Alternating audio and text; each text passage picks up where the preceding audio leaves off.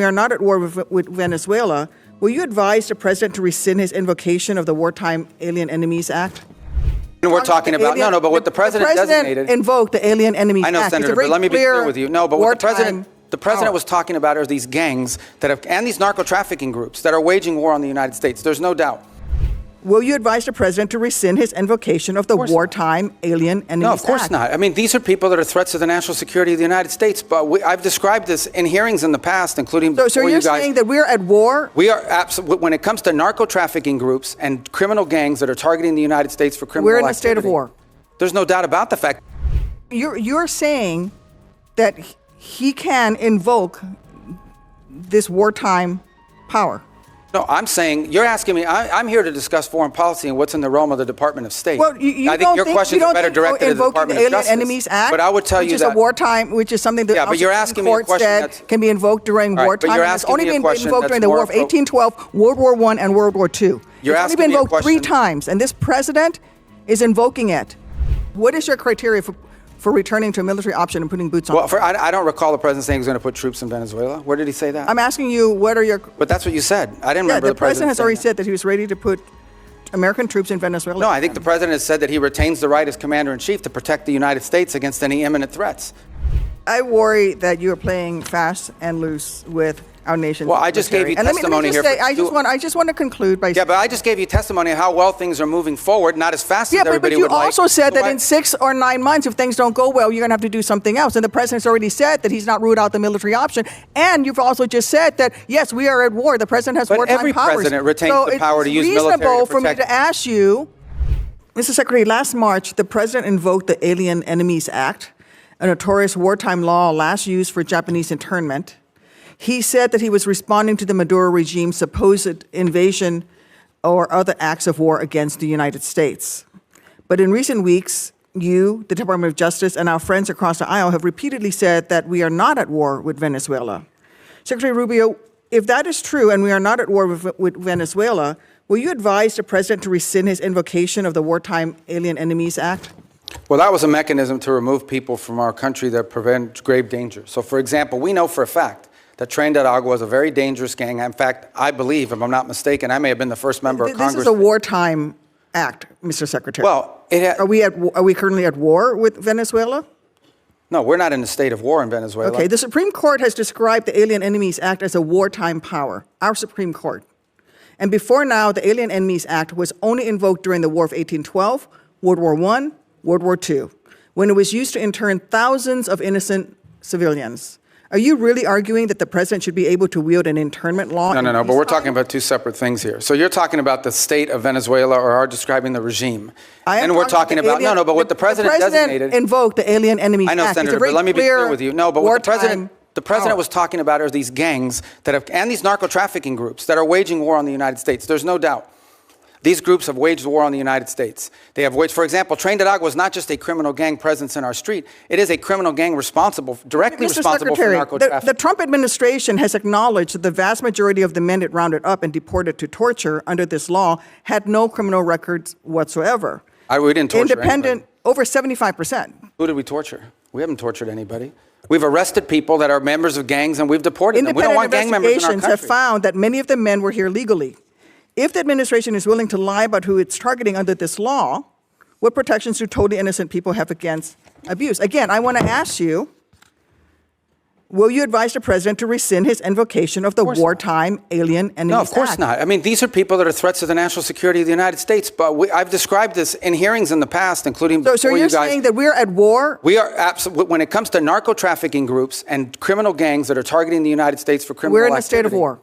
There's no doubt about the fact that we're confronting them in a war like that because they're waging war on us. And do the Geneva Convention They're waging war against us and they're enemy combatants as a result of it. And the fact of the matter is that we are confronting these irregular groups, and that's one of the great challenges of the new century in this hemisphere in particular, is that these non-state actors who possess state-like capabilities in terms of their weaponry pose a grave danger to the United States. I don't think any American would dispute that we have cartels that pose a threat to the national security of the United States. With all of the other laws of when it comes to warfare. I mean, you're saying that he can invoke this wartime power.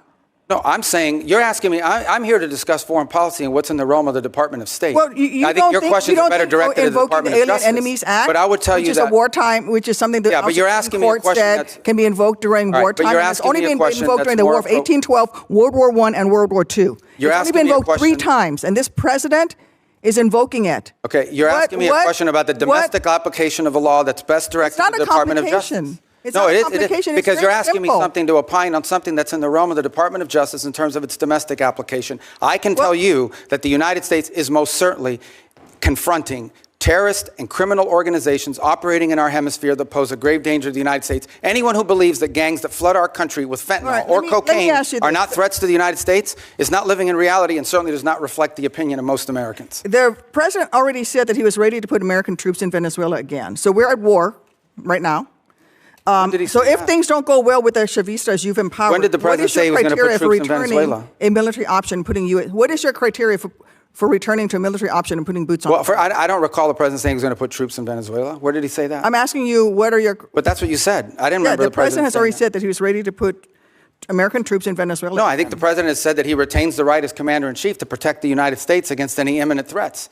Maybe that involves troops, maybe that involves air power. We hope, but we don't anticipate that being the case in Venezuela. I worry that you are playing fast and loose with our nation's Well, I just gave you military. And testimony let me just here say, I just want to conclude by Yeah, saying, but I just gave you testimony of how well things are moving forward, not as fast as but everybody you would like. also said So that why- in 6 or 9 months, if things don't go well, you're going to have to do something else. And the president's already said that he's not ruled out the military option. And you've also just said that, yes, we are at war. The president has But wartime every powers. president retains So the power to use it's military to reasonable for me protect- to ask you. And I gave you a very specific example. Every president retains the right to defend the United States against an imminent threat. Yes, if there are just give you an example, Iranian drones deployed in Venezuela that could threaten the United States, we most certainly will address that, even if it's located in Venezuela. But we hope we don't get to that point. We don't expect to get to that point. I don't think that we're not trending in that direction. That's a fact. But that said, on The the one people of hand, America people are here are worried that unhappy this we're is a president cooperating who with engages Venezuela. in yet On the other hand, another they want us to forever go to war, with Mr. them. Secretary. What's We that? don't need to be in another forever war. And that is the path that we are going towards. And let me just say... Well, how are we going towards a forever war if we're dealing with Delcy You're Rodriguez not every ruling day? out a military option. You're not going to ask him to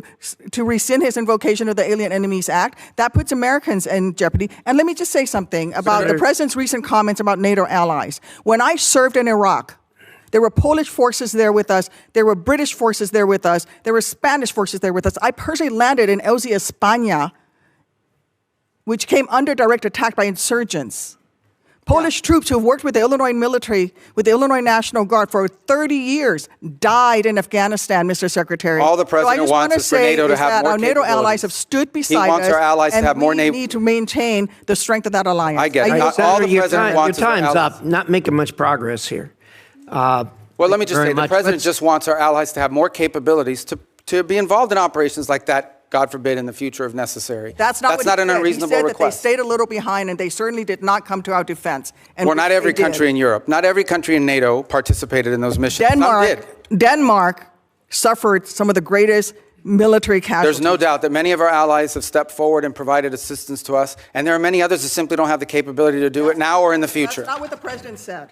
So Senator that's what he Lee, was pointing to. Thank you, Mr. Chairman. Thank you, Secretary Rubio, for being here. I also want to thank you for reaching out to me the night of the execution of the arrest warrant against Nicolas Maduro. I could tell when we talked that you had been up all night, and it was kind of you to reach out to me and describe what had happened that evening. I've long been a believer in the fact that the United States has been abundantly blessed by geography. God and nature's God have blessed the American continent with 2 vast oceans, one to our east, one to our west, that have protected us from the old powers of other parts of the world. We should use those to our advantage. At times in our past, we have somewhat neglected the Western Hemisphere in recent decades, and I'm pleased that you and President Trump have been refocusing on the Western Hemisphere. As we look at burden sharing in other parts of the world and pivot some of this focus back to our own hemisphere, tell me what that looks like. Tell me what it looks like to orient some of our burden sharing toward our own hemisphere. Well, I think you're seeing some of it now. Look, our hope is eventually not to have a military presence of the kind you've seen in the Caribbean to deal with this very acute matter. But the truth of the matter is that it was surprising in the first place, right? If these ships and these assets were deployed in the Indo-Pacific or in the Mediterranean or in the Middle East somewhere, no one would blink an eye. They say, well, that's normal. That's what we always do. The fact that they were deployed in the Western Hemisphere was a shock to everybody because we haven't done it. In fact, according to Southcom, they've rarely have ever had assets permanently deployed to them. They may have been transiting through at some point, but not permanently deployed to deal with a very acute matter. And that is, and these are, these things become interrelated here at some point, but they are separate in many ways. And it's part of what I was trying to explain to Senator Duckworth. We have a real reality in our region of these transnational criminal terrorist organizations that in many cases possess weapons that you ascribe to a nation state, not to a gang, who pose a grave threat to the national security of the United States, but also to the stability of the region. If you walk through the region, what is the primary threat in Colombia? Transnational criminal organizations. What is the threat to Mexico? What is the threat to the Caribbean basin? These groups have to be confronted. They have to be confronted forcefully. What's the threat in Haiti? To systemic collapse. And that is these criminal gangs that basically control territory and threaten the ability to even form a government there in that regard. So it's endemic throughout the region, and it ultimately impacts the United States through mass migration, through drug trafficking, and other related criminal organizations. And so we need to have a force posture that can confront that and that can provide assistance in conjunction with other partners. We also need more countries that are willing to cooperate with us and collaboratively work on these things, the way Ecuador is now doing, the way El Salvador has done, the way Trinidad and Jamaica and other countries, the way we historically have done with Colombia, by the way, and continue to do in many respects. So we hope Venezuela will be one of those. Imagine if a future, or even the current interim authorities, or a future legitimate government of Venezuela cooperated with the United States against Tren de Aragua, cooperated with the United States against the ELN, the FARC, and the drug trafficking organizations. How much easier it would be to confront these challenges that we face. But it will require some force posture in the region. I think the one area, if your question is in the context of NATO, the one area we have to recognize is that we need to have a presence in the Indo-Pacific. Many of you travel overseas and are constantly being told by our Indo-Pacific allies they want to see a sustained commitment of the United States to the region. We still have obligations and needs that we need to address when it comes to the Middle East. We have a growing threat of the rise of terrorism potentially in the African continent. And then, of course, you point to the Western Hemisphere. So that doesn't mean we're abandoning NATO or abandoning Europe. It does mean that we are going to have to, at some point, readjust our force posture in the world to deal with all of these realities. And as a result is why I keep making the point, the stronger our allies and more capable our allies in NATO are, the more flexibility we'll have to do that. We'll still be there with our assurances. We'll still be there with our presence. We'll still have some of the largest military deployments in the world will be in Europe with our allies. But we are going to need some flexibility to do this over time. And we've told this to our allies, and we've told them there'll be no surprises.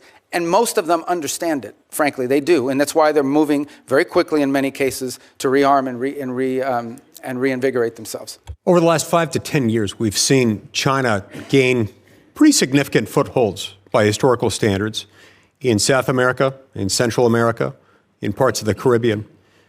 Sometimes this occurs simultaneously with and in the same places as drug cartels, places where drug cartels are the strongest. How would you describe the connection between those two things? Are they correlated, or is there causal? Well, the correlation may be to the extent that you have, usually when you have strong narco organizations or drug trafficking organizations, you also have very weak states that are in some cases vulnerable to corruption. So the general Chinese practice has been, you go into a country, you offer to build a bunch of stuff that you end up building poorly.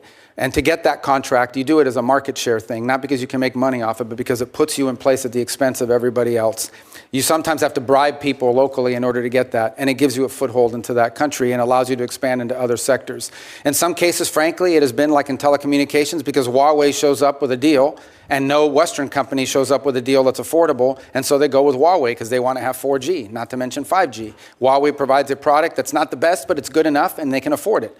And it's subsidized by the Chinese government. So we've seen that play out in place after place. It became quite acute, for example, in the Panama Canal Zone, where a Chinese company ended up owning both ports on the Pacific and on the Caribbean side and Atlantic side of that canal, which is of grave concern to the United States. So I do think you've seen their presence, largely through economic means over time, create leverage over nations in the country who become emboldened and either trapped in debt traps or trapped in bad contracts they can't get themselves out of, and always in sectors that are valuable to China that include rare earths, critical minerals, energy, and infrastructure.